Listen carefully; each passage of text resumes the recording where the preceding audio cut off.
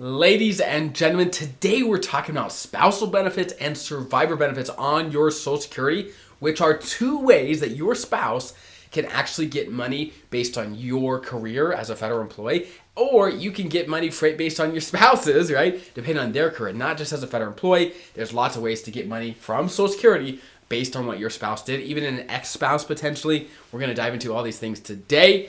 And if you're new to the channel, welcome. My name is Dallin Haas. I'm a financial planner who serves federal employees just like you every day, and I absolutely love it. Let's dive in. So again, we are talking, just to clarify, we're talking about Social Security. Social Security. We're not talking about your pension. We're not talking about the FERS supplement. We're not talking about the TSP. This is Social Security. Okay, this is one element of your federal retirement. And Social Security has lots of different kind of legs to its program. It's like an octopus, lots of different legs to it, okay? You working in America and paid into the Social Security system, you are generating, you're putting money into the system, okay? So that one day when you retire, you can get money out, okay? That's the idea. And of course, you are accruing your own benefits. Certainly, if you go to ssa.gov, they'll show you what the estimates are for your benefits in retirement. Okay, which is fantastic.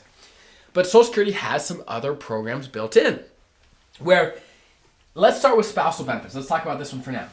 Spousal benefits means your spouse, even if they never worked a day in their life, can get benefits out of the system based on what you put in, okay? You as their spouse.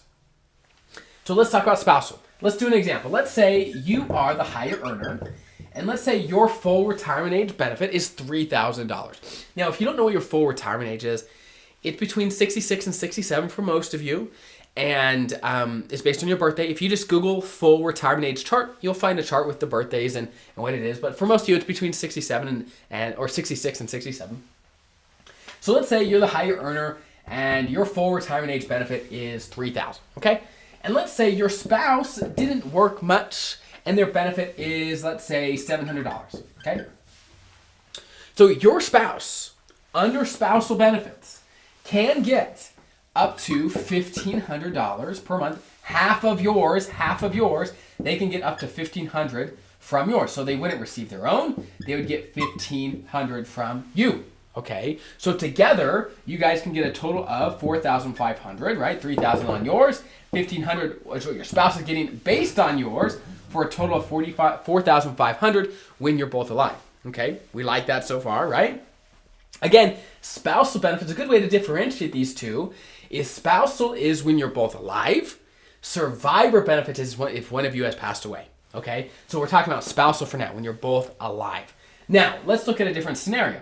Let's say spouse 2 had a benefit of $2,000 by themselves. If their own benefit was $2,000, they would just receive $2,000. They receive whichever is bigger, their own benefit or half of yours, okay? And keep in mind, your spouse can only get half of yours if they wait till their own full retirement age, okay, to take benefits, which, again, for most of you is between 66 and 67. If they take it early, if they take it at 62 or early, then it'll be less than 50%. There'll be a reduction, like always, okay? So food for thought there. And your spouse can only get your up to half of yours, spousal benefits, if you're already receiving your own benefit. If you're still working, let's say, and you haven't started your own benefits, they can't get half of yours until you are already receiving yours. Okay? So those are some of the basics of how spousal benefits works. So it's a great benefit, especially for those spouses, let's say, were a stay-at-home parent, didn't work a bunch. They can get a decent-sized benefit based on their working spouse's history, which is fantastic, okay? Now, let's talk about survivor benefits. Survivor benefits has to do with when one of you passes away. Okay, so let's do an example. Let's say, let me actually erase this, get a cleaner board here, okay? Let's say, again, your benefits are $1,000, and let's say your spouse's benefits are $2,000, okay? $2,000. And you're both happy. Total, you're receiving $5,000, right? Between the two, you're both happy, right? Good to go. What happens if spouse 1 passes away? What happens? Well, spouse 2, the survivor, will either keep getting their own benefit or inherit spouse 1's benefit, whichever one is bigger. So if yours is bigger, they would inherit that. Instead of their own $2,000, they start receiving $3,000. Okay, that's roughly how survivor benefits works. There's other details, but that's the rough idea. Okay, whoever's benefit is bigger is the one that's going to stick around. Okay, so with that known, a really important piece to understand then is because the higher earner's benefit, whoever has a bigger benefit, because that's going to stick around longer, right? Like when spouse one dies, spouse two just inherits it. So their benefit as the higher earner spouse is going to last the longest, right? It just is. It just is. Unless they die at the exact same time, right? But it's going to last longer. It's going to be more important. It's going to last for both of your lifetimes, okay?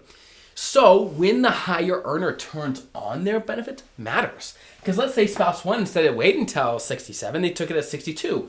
Well, maybe their benefits are now only $2,200 instead of $3,000. So that's a smaller amount that would be passed on to their spouse. Or instead of taking it at 67, maybe they waited till 70. Now they'll get $4,000. So their spouse would be left with $4,000 instead if spouse one dies. So when spouse one, or the higher earner, whoever that is, whenever they turn on their own benefits, it matters more because, again, it's going to last for both of your lifetimes. So keep that in mind, that you want to make sure if you're the high earner, you're not leaving your spouse in a tough spot if something happened to you, okay? So that's the difference between spousal and survivor. Survivor basically is if one of you dies, what benefits left, right? Spousal is when you're both alive, the lower earner can get up to half of the higher earner's benefit if that's bigger than their own, okay? So I hope that's helpful. If you have more questions, because Social Security is a beast of a program, there's a lot of details here, but put them in the comments below. I'm sure there's other feds that have just gone through this. They can help with their experience. It's all about learning together, getting better, and being prepared for retirement. I hope that's helpful. I'll see you guys in the next video.